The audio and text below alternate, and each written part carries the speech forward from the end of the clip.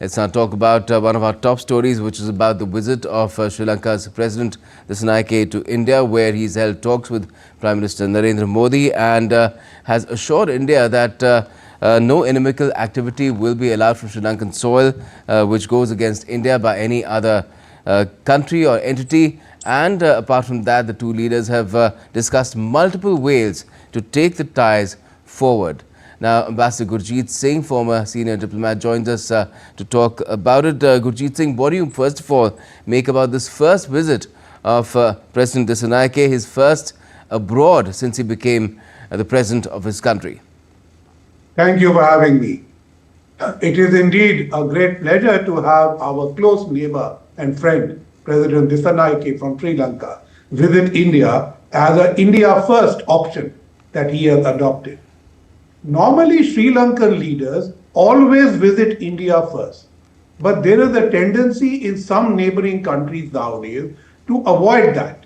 But we should be happy that President Dissanayake chose to abide by that tradition, more so because his own party traditionally had an anti-Indian view.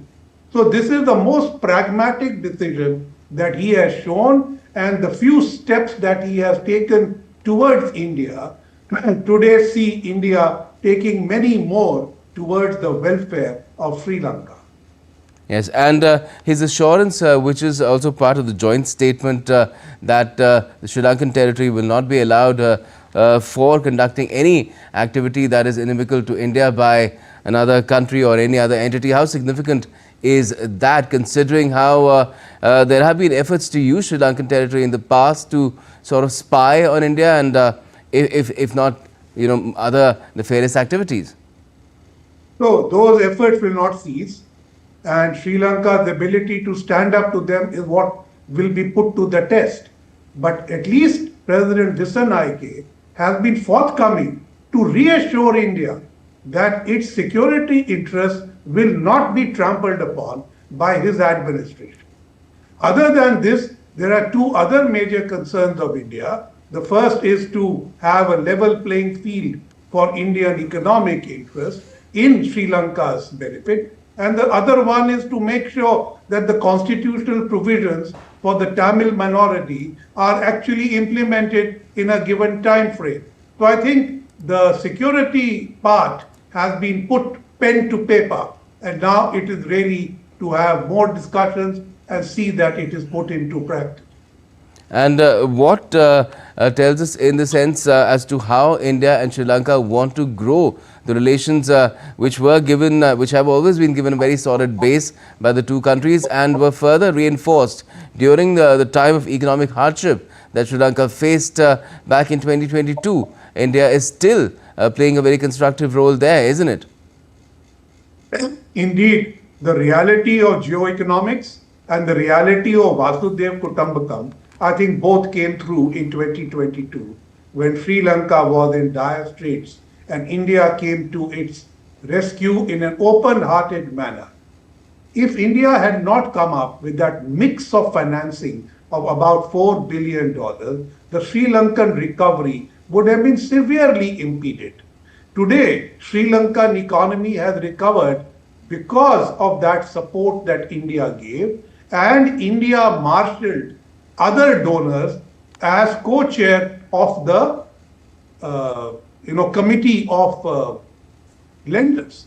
So therefore, India's role has been as benign as possible as it can to a younger brother. And therefore, this I think is something the Sri Lankan people and the Sri Lankan government understand, despite the JVP's traditional antipathy to India.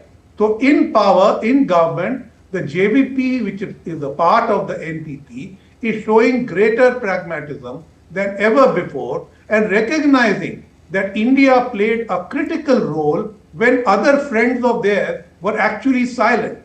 And I think that is well appreciated. Right, and the joint statement also has a lot of indications, apart from the fact that there were two MOUs that were concluded, that partnership with India stands Sri Lanka in very good stead where its future is concerned, not just because India is converting lines of credit to these grants, but also because India promises so much more for Sri Lanka in terms of its development of energy security, of connectivity, of tourism, of so many other needs, everyday needs, digitization, such as digitization that Sri Lankans might have. Indeed, the array of things that you mentioned shows the diversity and depth at which India and Sri Lanka are engaging. Now the issue is that development cooperation is at the core of a trustworthy partnership, and India has done perhaps more than its share, but it will not step back. The problem is that the Sri Lankan economy is yet not in a position to undertake more debt. So India's effort to convert two LOCs into grants is a step in reducing their debt stress. In the joint statement, it also says that it is now time to move from debt instruments to an investment-led approach. And I think that is where the President Dissanayake's meeting with Indian CEOs will perhaps hold him in good stead, because India and Sri Lanka have an FTA between them. India's greater investment in Sri Lanka and its integration into the Indian economy can bring far greater positive economic impact in Sri Lanka, not only to the government's reserves, but to the people of Sri Lanka. You mentioned tourism, there is scholarships, there is training, there is education, and there is the entire India stack availability to help Sri Lanka modernize and digitize its economy without cost, because most of this is coming as grants. Yes, and there is, of course, the possibility of framework agreement on defense cooperation as well. This is an area which can stand in good stead for both Sri Lanka and India. And do you feel that we will see more progress being made in the coming days on this front? Undoubtedly, Mr. Roy. When you started by asking me about the fact that the defense side, our security interests were guaranteed by the president, I think the next step is to have this comprehensive defense agreement. But India is not working only bilaterally. India also wants to have Sri Lanka share its view of the Indian Ocean. You know, the Sri Lanka is the current chair of IORA. India will be the next chair. We are both members of the Colombo Security Conclave, to which now Mauritius and Bangladesh have been added. So I think we are creating a regional perspective and giving Colombo an equal place in it. Please see that for the Colombo Security Conclave, India has proposed that the secretariat be housed in Colombo.